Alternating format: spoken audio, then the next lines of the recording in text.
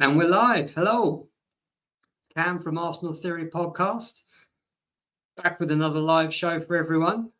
Thanks for tuning in. If you're watching, please like and subscribe if you enjoy the video. I want to show off a little button I've been developing all week. There we go, the Arsenal Theory Podcast. Please like and subscribe. So, we're going to be going through some very exciting stuff today. I've been waiting for this day for a very, very long time. Several years, in fact, actually. Arsenal finally back in the Champions League. I think it's been 6 or 7 years or so. And it was so exciting. Years of pain. I can't imagine what it was like. Well, actually, no, I can imagine what it was like for all the Chelsea and Liverpool fans yesterday who were having to just kind of, sit at the side of the stage whilst everyone else got up to have a dance. You're there on your own. No one's interested in you. No one really cares. Your best mates have pulled and you just sat there drinking your drink, tears into your beers. But that wasn't me or Arsenal yesterday because we were in the draw. Fantastic to be back. We just got to make sure we stay there now. But if you're a Chelsea or Liverpool fan, you've got the. I'm going to say you've got the Europa League draw, but if you're a Chelsea fan, you haven't. If you're Chelsea or Spurs, you haven't really got anything going on. You've got the Carabao Cup. Well, you have if you're Chelsea, not if you're Spurs. Obviously, they got knocked out. So, it was like the old days where you had Arsenal and Man United, and it was kind of always about Arsenal and Man United, wasn't it? And then Chelsea came on the scene, and it started being all about them. Then Arsenal just went into the wilderness. We just kind of started doing our own thing with no one in particular, and it wasn't very successful, and it was very, very painful. But we're back. So what we're going to do today, if you see me looking off, it's because I've got like a list of banners here to remind me of what subjects we're going to be discussing. So we're going to be going through the Champions League draw from an Arsenal perspective, and also looking at the draw as a whole and who we think is going to go through in the different individual groups. Do a full kind of group review. And we're going to be going through some deadline day stuff. So obviously there's only a few hours left of the transfer window. I think it's until midnight, and there's plenty of deals in the balance. I just had a quick look online before I came live now, and there's a couple of deals that actually look like are not happening at the last minute. So we'll kind of get into that. But let's get straight down to business. Champions League draw. To be honest, it was more like a Europa League draw for Arsenal, because the teams that we got are kind of teams that we normally play in the Europa League. I'm not complaining. I'm very happy about that. I was driving to see my dad when the draw was happening, and Seville came out at pot 1. And I thought, are we going to be lucky enough to draw Seville? And we did. So we've got our group of Seville, Arsenal, Lens, and PSV. All teams we have a history with, actually. So Seville, we played fairly recently in the Emirates Cup, I think, and we slapped them by like 6 goals. It was a pre-season friendly, so you can't read too much into it. However, they're in pot 1 because they won the Europa League last year. But they're doing terrible at the moment. They're bottom of La Liga. They've lost all their games. They're having to sell all their players.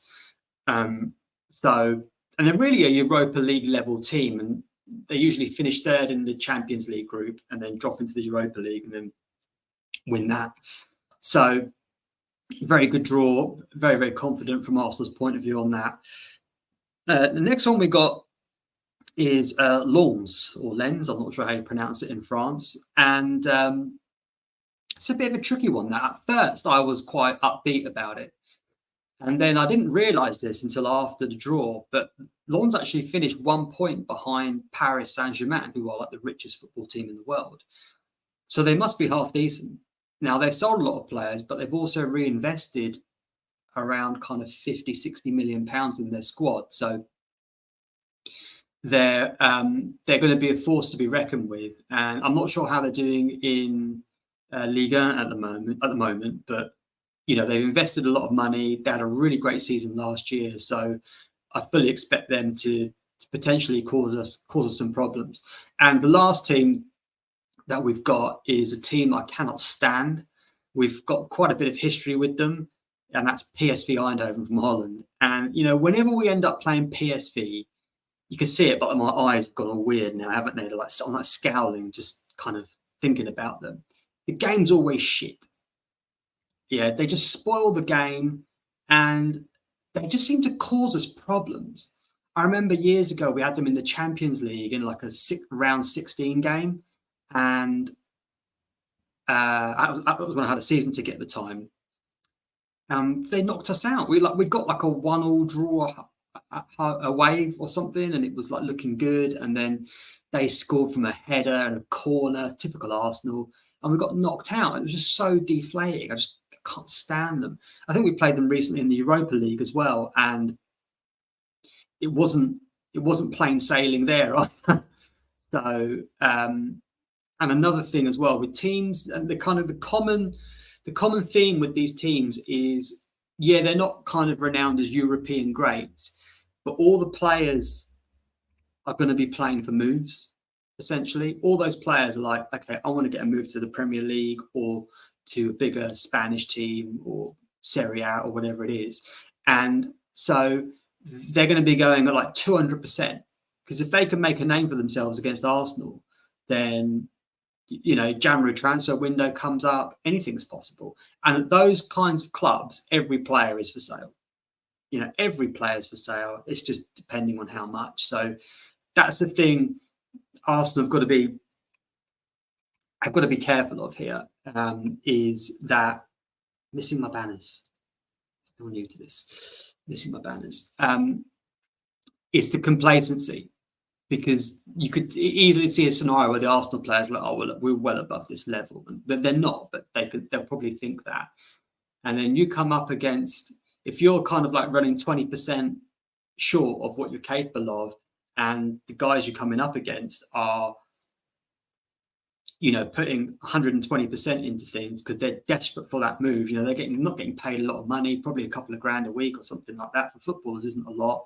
And if they, like I said, if they could make a name for themselves, they could turn that into a 50, 60, 70 grand a week contract somewhere, especially with the Saudi league going the way it is. So a real big opportunity for those teams to provide us with a banana skin moment. There's really no excuse to not be making it out winners of that particular group. I've heard some people say, oh, actually the group's so weak, it gives us a chance to potentially rotate more, which I really don't like the sound of. I mean, if we get this is a big if, I'm not saying we're going to do this, if we get the group kind of sewn up relatively quickly, which I don't necessarily think is going to happen, but if we did, then okay, then yeah, let's mix and match it a bit here. But otherwise, you know, we need to get the business done. So, but it was just, you know, it was just great to be back in the draw. And when the United draw, I'm going to come on to the United draw in a minute, but I remember I just started laughing as I was driving, but people around me in traffic must have thought I was crazy. So let's see if we can have a look at the actual group itself. I'm going to try this. I'm not sure if this is going to work, but let's have a look here. Share. So, right then. And here we have the Champions League full group. So I'm going to just quickly go through these. If anyone's watching, by the way, probably not, but if you are and you feel like commenting on anything, please feel free to just keep it nice and clean, relatively. I know I've got some United fans here, especially on the Facebook side of things. So please don't be shy. But yeah, we've got Group A: Bayern, Man United, Copenhagen, Galatasaray. That's not great for United. They should get second. The problem they've got is if they get slapped by Bayern home and away, and then get a dodgy result away to Galatasaray, then they could be in some pain there. I fully expect them to take care of Copenhagen. And the Galatasaray game, you've got Wilfried Zaha coming back. You know, is he going to haunt United? I've seen some clips of him though since he's gone there. He's not looking that great to me, but maybe he'll be able to turn back the clock and bring a performance out. But if you're a United fan, do you know what it will do? It will show everyone where you're at. And do you know what? What an opportunity for United players. If you go and manage to take care of Bayern, and amazing, like, fair play to United. And, if they go and get 2 good results against Bayern, there's no reason why they couldn't go really deep into the competition. However, yeah, I'll be interested to see when the fixtures are released where the Bayern away and the Galatasaray away games are held. If either of those are the last game and they need to get a result there, oh boy, they could be in some trouble. So yeah, but really, really good, interesting draw for the United fans. Obviously, Group B, we've been through that. Group C, Napoli, Real Madrid, Braga, Union Berlin. Union Berlin, really an interesting side there. They've literally sold blood to stay. They've sold blood to stay as a football club. And you might think, well, that sounds a bit hyperbolic, but no, it's true. They were going to go out of business, kind of collapse as a club. I think it's happened several times, but one of the more recent times, the fans all started a campaign where they donated blood to raise money. So you get paid to donate blood, and they gave that money to the club in order to keep them running. And so incredible on behalf of those fans there. And they kind of made it up through the leagues. And they had a situation where I think their stadium was going to get condemned or something, and they didn't know what they were going to do. So the fans essentially just rebuilt the stadium. Fair play to the Germans on that one. And now they're in the Champions League, and they've drawn Real Madrid. I mean, how incredible is that? The one shame is I think they're not going to be able to play their league games at home. Apparently their stadium's like in the middle of the German forest. So they're not going to be able to play them there, which is a shame for them, but they'll probably make more money taking it to a bigger stadium somewhere else in Germany. But incredible story for them. And you've got Braga from Portugal. So, yeah, you'd fully expect it to be Napoli and Madrid that go through. In what order? It's hard to say. It's hard to say. Madrid they're actually looking okay. Bellingham settled in really well there. Napoli have managed to keep hold of Osimhen, but they have lost their manager, Spalletti. So it's probably going to be Madrid first and Napoli second. In fact, that's a real nasty group, because teams that go, you wouldn't want to win your group and then get Napoli in the last 16. That'd be a very, very tough game, which I could see happening to Arsenal now, thinking about it. What we've gained in the weak group we've drawn, we'll probably get back, unfortunately, in the last 16, assuming we qualify. So, yeah, hopefully Madrid win it, though, and Napoli come second, because I certainly don't want to be getting Real Madrid, or even better, Berlin or Braga, but I don't see that happening. Group D, Benfica, Inter, Salzburg, and Sociedad. That's I would say that's kind of up for grabs, that group there. You'd think Inter would come out on top, finalist last year, and they've kind of strengthened as well. They spent a bit of money, so you'd imagine them to keep the process going. So I would have thought Inter to top the group, and then you're looking at, it's probably going to be Benfica, Sociedad. Although Sociedad have got Tierney in, I mean, it's a bit of a toss-up, really, but I would think it'd be Inter and Benfica that make it through. Although there may be some stuff happening with Benfica players in the last throws of the transfer window, so that could all change. So Group E, Feyenoord, Atletico, Lazio, Celtic. I think Celtic just going to be the whipping boys there, probably. It's going to be, I would have thought, Atletico will win the group, and then I would say Lazio. Something's happened with Lazio today.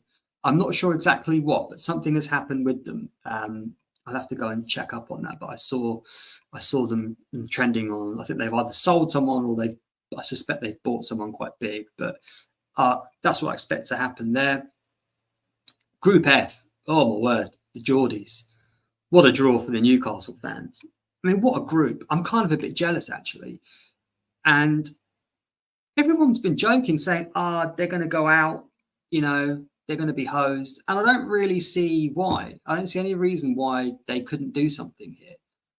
Dortmund, they've lost Bellingham. Players like Royce are a year older and not, getting more injury prone and stuff. So I think that I don't see any reason why they couldn't get second in that group. Paris, who knows what state they're in? I mean, they've got a new manager. Mbappe's kind of like been on strike, but might be coming back in. Obviously, Messi and Neymar have gone. So, but none of those clubs will particularly relish, I think, going to St James's Park. So I think that's a 50-50 for Newcastle, whether they go through or not. I don't think it's like they're just definitely out of it. What they probably don't want to happen, though, is to drop into the Europa League. I think if you're not going to qualify from that group, just come last. Don't get the Europa League. But I say that. I mean, it's a good opportunity to qualify for the Champions League through the Europa League. So be interesting to see. Man City, they never get a tough group. They never get a tough group at all. I mean, what a walkover. Leipzig, I can't even read that other one. Krevna Zvezda? What is that? Is that like, it's like written in code or something? I'm not sure who that is. And then Young Boys. So typical easy Man City group. That's just going to be maximum points for them, I feel. What's that? 18 points? That's most you can get, isn't it? So yeah, they're going to have no issues there. And then you got lastly Barca, Porto, Shakhtar, and Antwerp. I've got to say, I was convinced Arsenal were going to get either Barcelona or Bayern. So it was a nice surprise to not have either of them. And I think that one is going to go how it's come out the pot, to be honest, Barcelona and Porto. Going away to Shakhtar is a bit of a nightmare, especially in the middle of winter. It's not a great place to go. So maybe someone like Porto might struggle with that. But I think the top two will go through there. So yeah, but really just great to be back in the competition. And a great draw for Man United, and what should be a straightforward draw for Arsenal as well. Fingers crossed. So we'll see how we get on there. Now let's go on to let's stop the sharing. Get fancy with the graphics. Let's head on to the next subject. So obviously it's transfer deadline day, which is like Christmas Day for all football fans across the world. If you're into football, it's a close. If you're not into football, you probably wouldn't be watching this. But if you're not into football, but you are watching this, it is like Christmas Day for football fans, basically. What present are you going to get or not going to get? The anticipation, is your club going to sign someone, or are they going to sell someone? Or usually, they do a bit of both. So in terms of Arsenal, it doesn't look like anyone's coming in. It looks like Rob Holding is leaving for £4 million to Crystal Palace. It's not a great fee. However, the way the fans have moaned and complained about him, moi included, over the years, we can't really complain too much because we've hardly bigged up his value, have we? We've kind of, as a fan base, I don't want to say we've slated him, but we've made it clear that he's just not up to the level. And so I'm not surprised we're only getting £4 million for him, but I do think he's worth more. Hopefully there's some back-end money in the deal. So I don't know if like Palace stay up or get a top half finish or something like that, like a £2 million bonus or something. But he's been around for a while. He's won trophies while he's been at Arsenal, so you've got to respect that. I think his kind of glory moment came in the FA Cup final where he played against Chelsea and kind of man-marked Costa out of the game. And he was quite early. He was quite young when that happened. It was quite a few years ago. And a real nice moment for him. He didn't let the side down in that scenario, and he could have easily been swallowed by the occasion, but it didn't happen. So good for him. It's a shame we're not able to bring anyone in, maybe even on loan, because of the injury to Timber. Apparently, he's going to be coming back around March sort of time. But obviously, he's going to have to get back match fit, and you don't know how he's going to look once he's back as well. But hey, we'll see. Maybe we're holding out until January. And maybe we might make, because in January we'll have a better idea of what competitions we're in. We'll have a better idea of how his Timber's recovery is going, and so maybe it makes sense to kind of wait a bit till that happens. And also, it gives us some time to develop some internal solutions, maybe through the youth team or something. So I can see why they didn't make the move. They just effectively got to buy 3-4 months worth of football.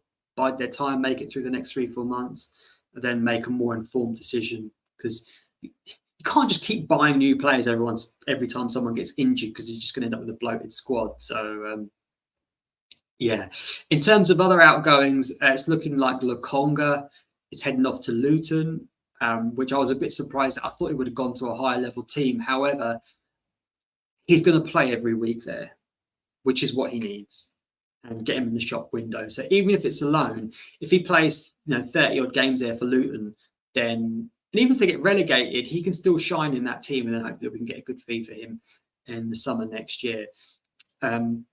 Doesn't seem to look like Pepe is going away. Pepe is like this just anvil around Arsenal's neck in a swimming pool. On big wages. I think he's on, 180 grand a week. No one wants to buy him. Sent out on loans. Didn't really pull up any trees. Didn't really do anything. And I'm not even sure he's going to make the squad if he sticks around. So I suppose the reason he hasn't got a move is no one wants to pay his wages. This must be it. It must be the only. It is big wages, and maybe Arsenal just don't want to subsidise it. Okay, Arsenal will pay half of it, and then you pay the other half. Maybe Arsenal just like, no, we're not prepared to do that. We think he's worth at least that on loan, and I would agree. I think he is worth something on a loan. So disappointing that we couldn't get that one over the line. Maybe there's a way back for him in the cups, FA Cup, Carabao Cup, or whatever it's called. Maybe there's a kind of opportunity there. To be honest, I wouldn't have minded seeing him off the bench against Fulham the other day. There was a lot of space on that right-hand side, and the way he cuts in on his left foot, just beautiful. So, in terms of the rivals, people have been doing business. Man United have got Reguilon on loan from Spurs. And at first, I was kind of like, what are Man United doing? But I've actually seen quite a few United fans online saying they're reasonably happy with it. They've got some injuries. These aren't long-term injuries, but they're like for several weeks. And so they just need a stopgap to kind of get them through. And some United fans don't seem too disappointed. I suppose given the situation, that's probably not a bad move for them to do. It's another body. Sometimes you just need bodies in the squad. But overall, it's like, why are United in a situation where it's deadline day, there's hours to go, and they're scratching around for fullbacks? Doesn't make any sense. You'd think their squad planning would be a lot more thought out.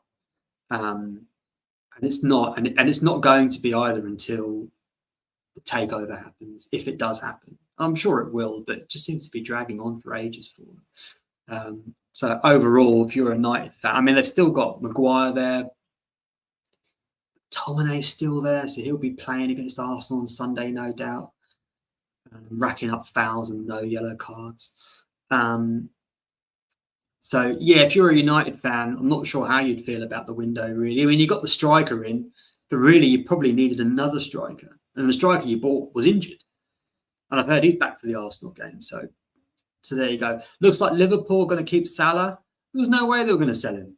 I was like seeing reports on the BBC that they've rejected a £150 million bid from some Saudi club. And